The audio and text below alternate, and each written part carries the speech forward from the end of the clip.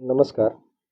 TAT secondary મેન્સની તૈયારી કરતા વિજ્ઞાન વિષયના એસ્પિરન્ટ્સ મિત્રો, સ્વાગત છે તમારું આપણી પોતાની યુટ્યુબ ચેનલ વિદ્યાસંકુલ ગુજરાતીમાં. આજે આપણે આપણી ધોરણ 9ની અંતિમ પ્રશ્ન બેંક એટલે કે પ્રશ્ન બેંક નંબર 1 ધોરણ 9 સમાવિષ્ટ પ્રકરણ છે. પ્રકરણ નંબર 1 આપણી આસપાસમાં દ્રવ્યો એને પૂર્ણ કરવાના છે.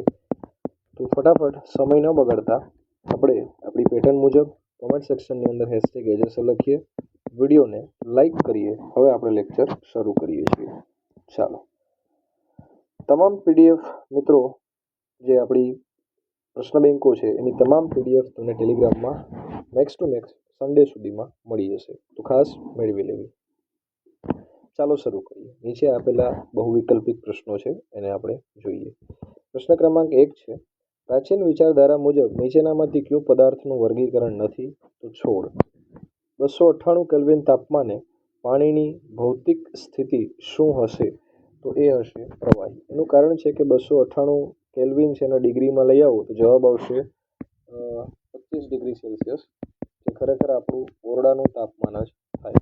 બરાબર, 25 ડિગ્રી સેલ્સિયસ એટલે ઓરડાનું તાપમાન થાય. ચાલો, ત્યારબાદ પ્રશ્ન ક્રમાંક 3 છે, નીચેનામાંથી કઈ ક્રિયા પદાર્થને વાયુમાંથી ઘન સ્થિતિમાં રૂપાંતરિત કરી શકે છે? તો મિત્રો એ આવશે નિક્ષેપણ, ડિપોઝિશન પણ કહેવાય એને. ચોથો પ્રશ્ન છે, નીચેનામાંથી કયો દબાણનો એકમ છે? તો પાસ્કલ છે. ત્યારબાદ આગળ વધીએ. નીચેનામાંથી કયું કાર્બન ડાયોક્સાઇડનું ઘન સ્વરૂપ કહેવાય? તો સૂકો બરફ. આગળ વધીએ મિત્રો. છઠ્ઠો પ્રશ્ન, એક વાતાવરણ દબાણે પાણીનું ઉત્કલન બિંદુ કેટલું હશે? તો એ હશે 100 ડિગ્રી સેલ્સિયસ. ત્યારબાદ કદ છે, કદ એનો તમારે એકમ આપવાનો છે, તો કદનો એકમ થશે ઘન મીટર, ઘન મીટર. ત્યારબાદ વજનનો તમારે એકમ આપવાનો છે, તો વજનનો એકમ અહીંયા આપેલા ઓપ્શન પ્રમાણે તો પછી ન્યૂટન થાય. બરાબર, ચાલો આગળ વધીએ. 9મો પ્રશ્ન છે, ખાલી જગ્યા પરિબળને કારણે બાષ્પીભવનનો દર વધતો નથી? તો એમાં આવશે તાપમાનનો ઘટાડો. બાકી બંનેથી તો વધે તાપમાનનો ઘટાડો. ચાલો, ત્યારબાદ બરફનું ગલન બિંદુ આપણને કેલ્વિનમાં પૂછેલું છે, એ થશે 273 કેલ્વિન. ડિગ્રી સેલ્સિયસમાં પૂછે તો 0 ડિગ્રી સેલ્સિયસ. ચાલો, 11મો પ્રશ્ન જે ખરા ખોટા છે એને જોઈએ. દ્રવ્ય સૂક્ષ્મ કણોથી બનેલું હોય છે? તો સાચું. પદાર્થની અવસ્થાઓ પરસ્પર રૂપાંતરિત થાય? એ પણ સાચી વાત. ઘન પદાર્થનો પ્રસરણ સૌથી વધુ છે? ખોટી વાત. વાયુઓ છે સૌથી વધુ પ્રસરણ ધરાવે છે. ઘન ગલન બિંદુ કણો વચ્ચેનું આકર્ષણ બળ દર્શાવે છે? એ સાચી વાત છે.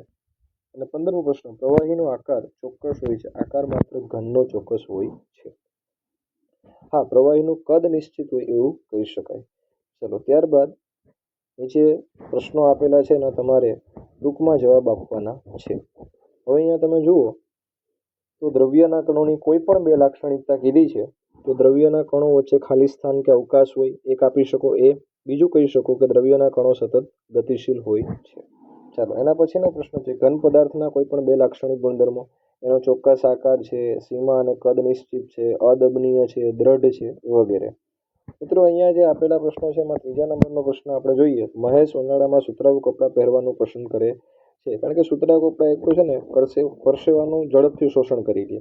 બરાબર, અને પરસેવો છે વાતાવરણમાં ફટાફટ બાષ્પીભવન પામી જાય, એટલે બાષ્પીભવનથી શરીરને ઠંડક મળે એટલા માટે.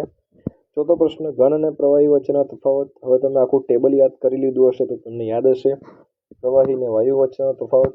ચાલો, આપણે છઠ્ઠો પ્રશ્ન સોલ્વ કરીએ. નીચેનાને ઘનતાના ચડતા ક્રમમાં તમારે ગોઠવવાનો છે. તો સૌ પ્રથમ આવશે ચીમનીનો ધુમાડો, ત્યારબાદ કપાસ. ચાલો અહીંયા ગોઠવી દો.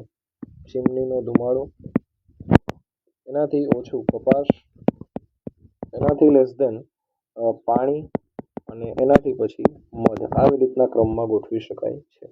ચાલો, મોસ્ટ આઈએમપી વ્યાખ્યાઓ છે. ગલન બિંદુ અને ઉત્કલન બિંદુ. જે તાપમાને ઘન પદાર્થ પીગળીને પ્રવાહી સ્વરૂપમાં રૂપાંતરિત થાય એને ગલન બિંદુ કહેવાય, અને જે તાપમાને પ્રવાહી ઉકળવા લાગે એટલે કે વાયુમાં રૂપાંતર પામે એને ઉત્કલન બિંદુ કહેવાય.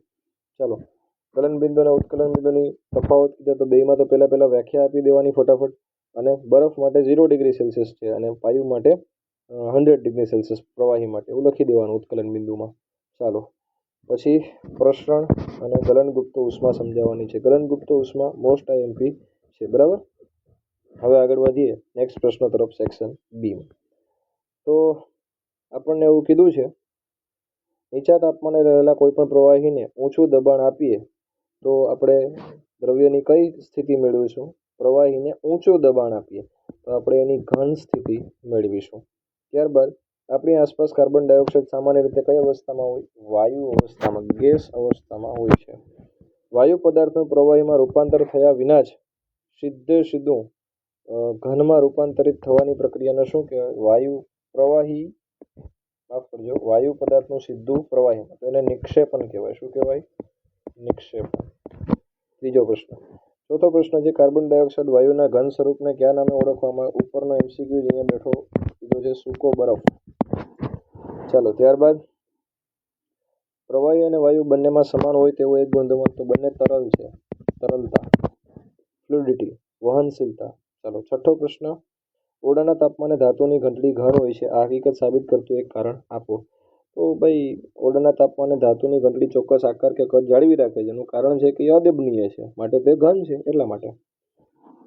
સાતમો પ્રશ્ન છે, ઘન પદાર્થને ઓગળવાની શરૂઆત થાય ત્યાર પછી તેને પૂરી પાડવામાં આવતી ઉષ્મા ઉર્જાનું શું થાય છે? તો એ ઉષ્મા ઉર્જા છે એના કણો વચ્ચેના આકર્ષણ બળને તોડવામાં વપરાય છે, જેથી તાપમાન વધતું નથી, જેને આપણે સાદી ભાષામાં ગલનગુપ્ત ઉષ્મા કહીએ છીએ. બરાબર. ચાલો, આઠમો પ્રશ્ન છે, ઉનાળા દરમિયાન માટલામાં રાખેલ પાણી ઠંડુ થાય છે, એનું કારણ છે બાષ્પીભવન. બરાબર. ચાલો, આગળ વધીએ મિત્રો. જ્યારે ખાંડના સ્ફટિકો પાણીમાં ઓગળી જાય ત્યારે પાણીનું સ્તર નોંધપાત્ર રીતે વધતું નથી, કારણ કે પેલા આંતરાણુય સ્તરો છે એ બધા ગોઠવાઈ જાય, સ્તરો ભરાઈ જાય, એટલા માટે. તો મિત્રો, આ 2 માર્ક્સના પ્રશ્નો છે બધા.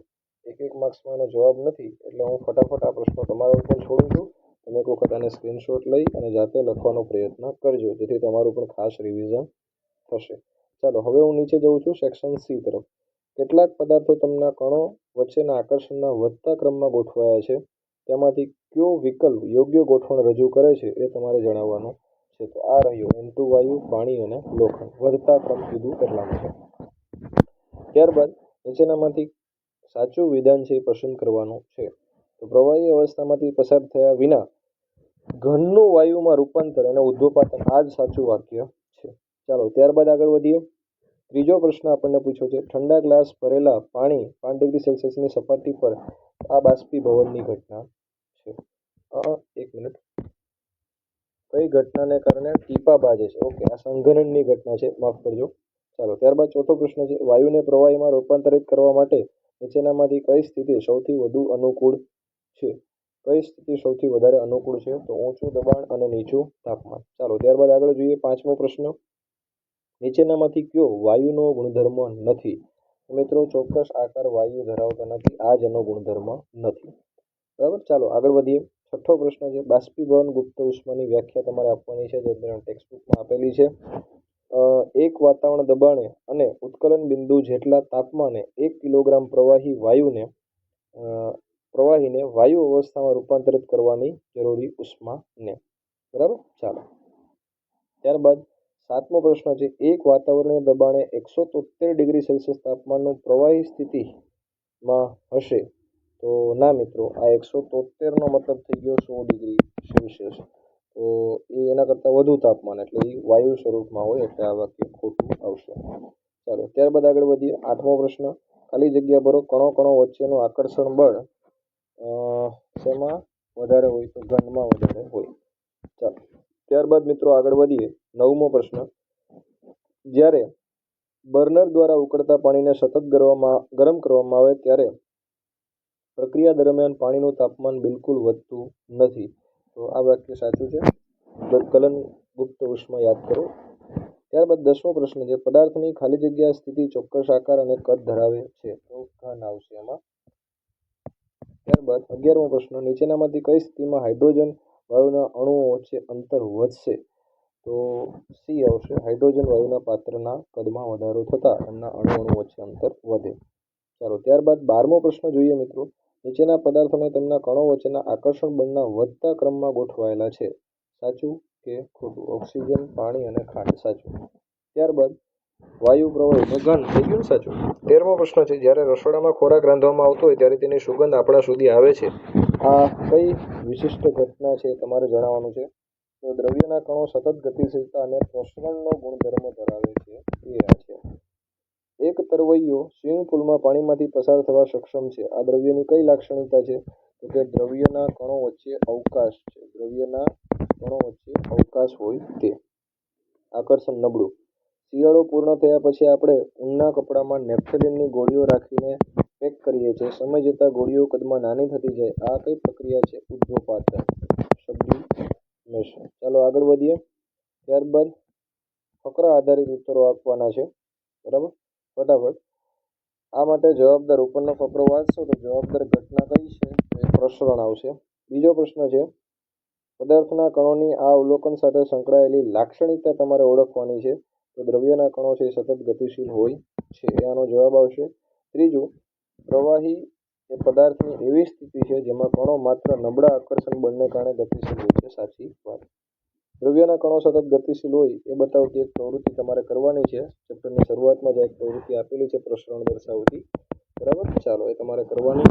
અવસ્થાઓ વૈજ્ઞાનિક કારણ આપણને પૂછ્યા છે. ત્યારબાદ અવસ્થાઓ જોઈએ તો આ પુસ્તક ઘન અવસ્થા છે, કાર્બન મોનોક્સાઇડ વાયુ અવસ્થા છે, અને પાણી એ પ્રવાહી અવસ્થા છે. વૈજ્ઞાનિક કારણ તમારે લખવાના છે. SO2 એ વાયુ પદાર્થ છે. બરાબર, એમના કણો વચ્ચે નહિવત આકર્ષણ હોવાથી.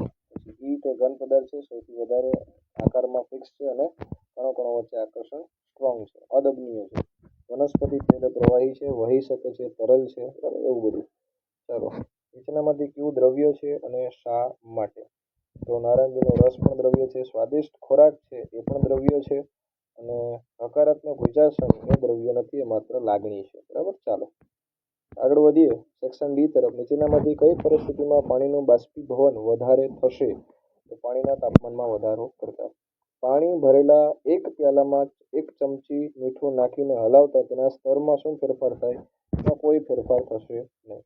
ત્યારબાદ તાપમાન વધતા દ્રવ્યના કણોની ગતિશીલતા વધે છે. ત્યારબાદ ખાલી જગ્યા એટલે ઘન પદાર્થનું પ્રવાહી અવસ્થામાં રૂપાંતર થયા વિના સીધું જ વાયુ અવસ્થામાં રૂપાંતર એટલે ઉદ્ધોપાતન. પાંચમો પ્રશ્ન જોઈએ મિત્રો. ઉનાળામાં મટકામાં રાખેલ પાણીને ઠંડુ કરવા માટે કઈ ઘટના જવાબદાર? આશ્રુતિ છે. એ ખોટી વાત છે. આશ્રુતિ એવું કંઈ કરે નહીં. બરાબર, ચાલો નેક્સ્ટ. બાષ્પીભવન જવાબદાર છે. છઠ્ઠો પ્રશ્ન, ખુરશી એ દ્રવ્ય છે. સાચી વાત છે, ઘન દ્રવ્ય છે. ત્યારબાદ સાતમો પ્રશ્ન, ઘન પદાર્થમાં દ્રવ્યના કણો વચ્ચે ખાલી જગ્યા હોય છે, તેથી તે દબાઈ શકતા નથી. આ વિધાન કેવું છે? તો ખોટું છે. એના વચ્ચે નહિવત જગ્યા હોય એટલે દબાઈ શકતા જ નથી. કઈ જોડ સાચી છે એવું તમારે પૂછવાનું છે. તમને કીધું છે પહેલું સાચું છે, જ્યારે બીજું છે ખોટું છે. બરાબર, ચાલો વાંચશો એટલે ખ્યાલ આવશે. નવમો પ્રશ્ન આપણે જોઈએ ચેપ્ટરના, અને આપણે અંતભાગ તરફ જઈ રહ્યા છીએ આપણી પ્રશ્ન બેંકના. નીચેનામાંથી કઈ પરિસ્થિતિમાં સિરિંજના પિસ્ટન પર સૌથી વધુ દબાવી શકાય છે? નવમો પ્રશ્ન. તો આપણે આકૃતિ એને દબાવી શકીશું. એનું કારણ છે કે વાયુમાં સંકોચન ક્ષમતા પ્રવાહી કરતાં કેવી હોય છે?